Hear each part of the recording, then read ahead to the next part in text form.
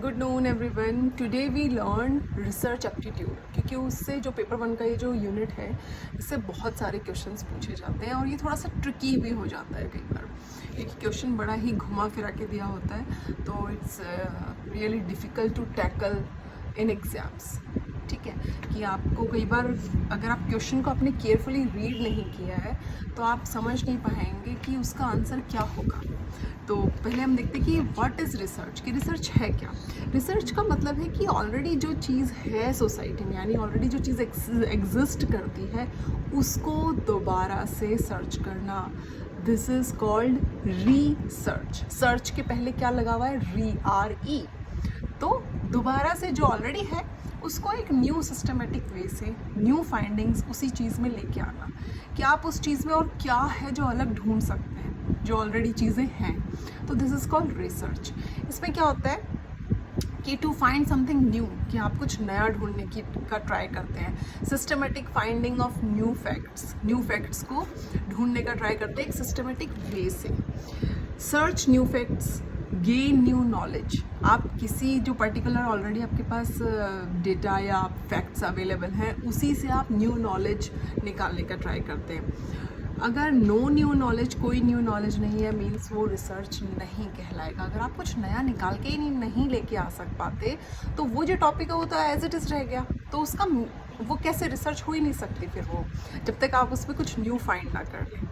Finding the truth, pursuit the truth through objectives, यानी आप objective set करते हैं कि आप क्या सर्च क्या करना चाह रहे हैं, फिर आप अपनी फाइंडिंग्स को एक सिस्टमेटिक वे देते हैं। तो ये होता है रिसर्च। लेट्स उसके स्टेप्स हम देख लेते हैं। सिस्टमेटिक स्टडी करेंगे हम सबसे पहले, देन ऑब्जेक्टिव्स को सेट किया जाता है, फिर उसके बाद ऑब्जर्वेशन की जाती है, देन आप उस आइडिया को जो ऑब्जर्व करने के बाद आपको जो चीज़ मिलती है उसको आप जनरलाइज्ड करने का ट्राई करते हैं कि क्या ये मतलब इसको वैलिडिटी हम इसकी चेक करने का ट्राई करते हैं कि क्या वैलिड है या नहीं है।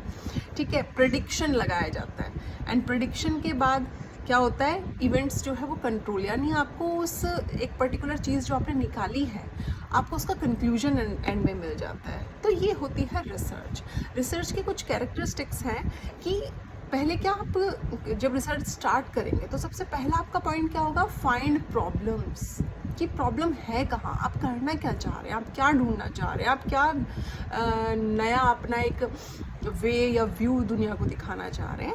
तो find problems, development of generalised, ठीक है, कि किस तरह से वो जो आप ढूंढ के लेकर आएंगे किस तरह से वो बाकी जो सोसाइटी है उसके लिए जर्नलाइज्ड हो जाएगा, यानी सबके लिए वो चीज़ यूज़फुल तो हो। रिसर्च का मेन मुद्दा ये होता है कि एक्चुअल रिसर्च वही है जो किसी के काम आए।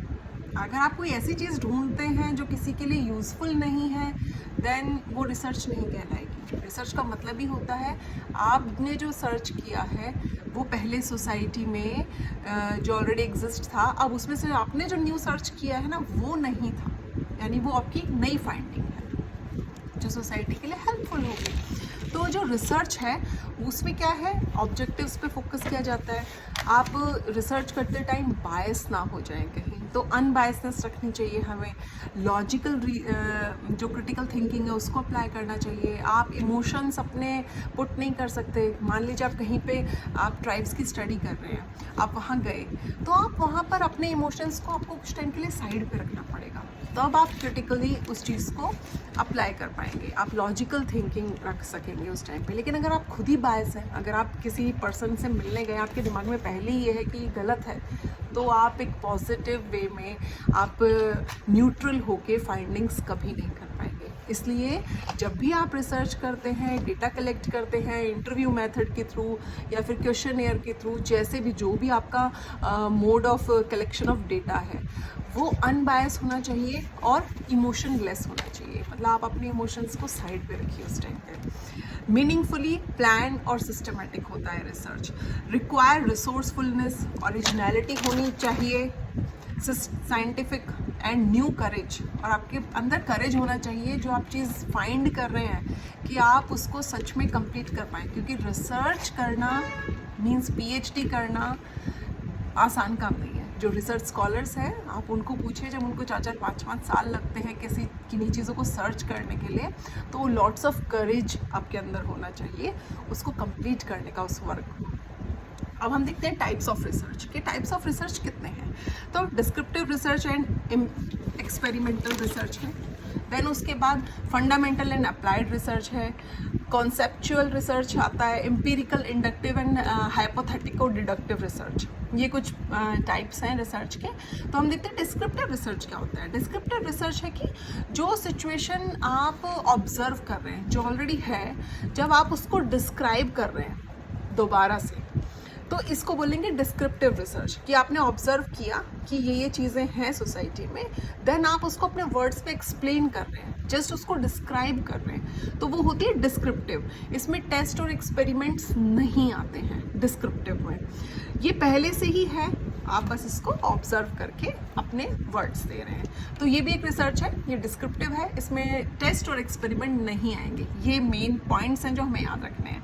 नेक्स्ट इज, इसमें डिस्क्रिप्टिव में क्या आता है कि हु, व्हाट, हाउ, व्हेन, तो ये इस टाइप के क्वेश्चंस इसमें फाइंड किए जाते हैं। अभी जैसे हम एग्जांपल ले लेते हैं कि सोसाइटी में अभी जब कोविड आया, तो कोविड जब आ चुका है, जो चीज़ फैल चुकी है ऑलरेडी, तो जब उसकी रिसर्च हम कर रहे हैं वो डिस्क्रिप्टिव आएगा। कि आप उसमें ये ट्राई कर रहे हैं कि किस तरह से कोविड ने लोगों की लाइफ को अफेक्ट किया, किस तरह से वो आया, यानी चाइना से आया वो वेरिएंट, किस तरह से लोगों में वो चीज़ एक तरह से ट्रांसमिट हुई, तो क्या तरीका था, किस तरह से चीज़ें हुई, किस तरह से लोगों की लाइफ अफेक्ट हुई, और क्या क्या रीजंस थे। तो जब हम ये चीज़ें डिस्क्राइब करते हैं ना, जो ऑलरेडी है, यानी कोविड आ चुका है, अब आप उसको एक्सप्लेन कर रहे हैं अपने वर्ड्स में, आपको जो आपने जो ऑब्जर्व किया, ठीक है, तो सबका ऑब्जर्वेशन का तरीका अलग अलग होगा, सबके वर्ड्स अलग अलग होंगे, तो ये है डिस्क्रिप्टिव। इसमें हु, व्हेन, व्हाई, हाउ, इन सब के क्वेश्चंस को हम फाइंड करते हैं।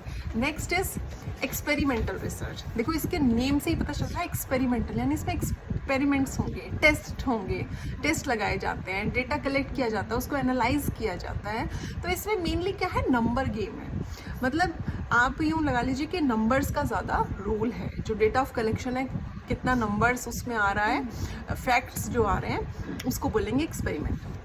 इसमें क्या है कि कॉज एंड इफेक्ट की स्टडी बोली जाती है। एक्सपेरिमेंट को ये क्वेश्चन भी आता है कि एक्सपेरिमेंटल स्टडी क्या है, कॉज एंड इफेक्ट, कि किस चीज़ का क्या कॉज है एंड देन उसका क्या इफेक्ट हो रहा है, उसको फाइंड करना इज एक्सपेरिमेंटल रिसर्च। जैसे कोविड से कैसे लोगों पर इफेक्ट हो रहा था, तो हम क्या करेंगे कि मान लीजिए क्वेश्चनर हमने प्रिपेयर कर लिया और फिर हमने उसमें कुछ ऑप्शंस रखे 4-4, तो लोग उनको फिल करेंगे, टिक मार्क करेंगे। तो इसमें आपके पास नंबर्स निकल के आएंगे कि कितने लोगों ने एक ही चीज़ को फील किया, तो कितना नंबर हमें उससे रिलेटेड मिला। तो ये क्या है, एक्सपेरिमेंट। फिर हम उस डेटा को निकालेंगे कि इतने लोगों ने ये आंसर दिया, इतने लोगों ने ये आंसर दिया, तो आपके पास एक डेटा निकल के आ जाएगा। This is called experimental research. अब जो डिस्क्रिप्टिव रिसर्च है उसके भी क्या कुछ टाइप्स हैं। इसमें क्या है, क्रॉस सेक्शनल स्टडी होती है।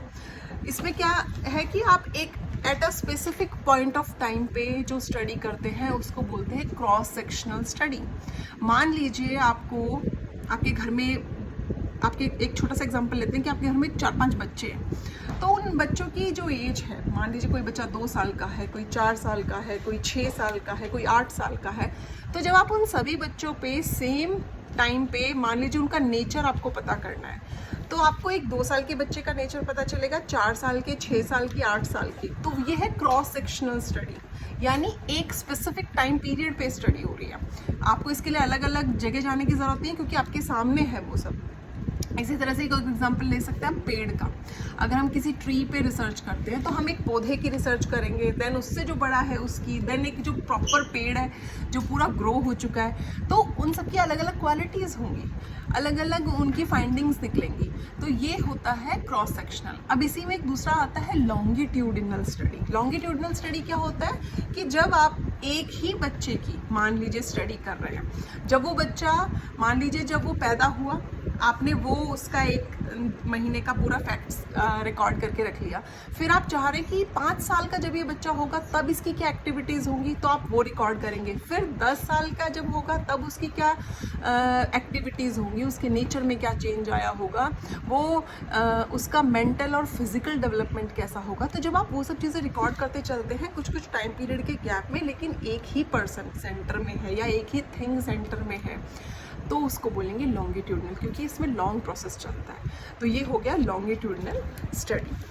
अब इसके बाद हम देखते हैं कि नेक्स्ट इज सर्वे जो है। अगर आप जैसे हम बात करते हैं कि सर्वे क्या है, तो सर्वे जो पब्लिक के डिमांड पे जो चीज़ें की जाती है ना, उनको हम सर्वे बोलते हैं। तो इसलिए इसमें क्या है कि जो प्री डिफाइंड पब्लिक को आप चूज़ कर लेते हैं एंड उन पे सर्वे करते हैं।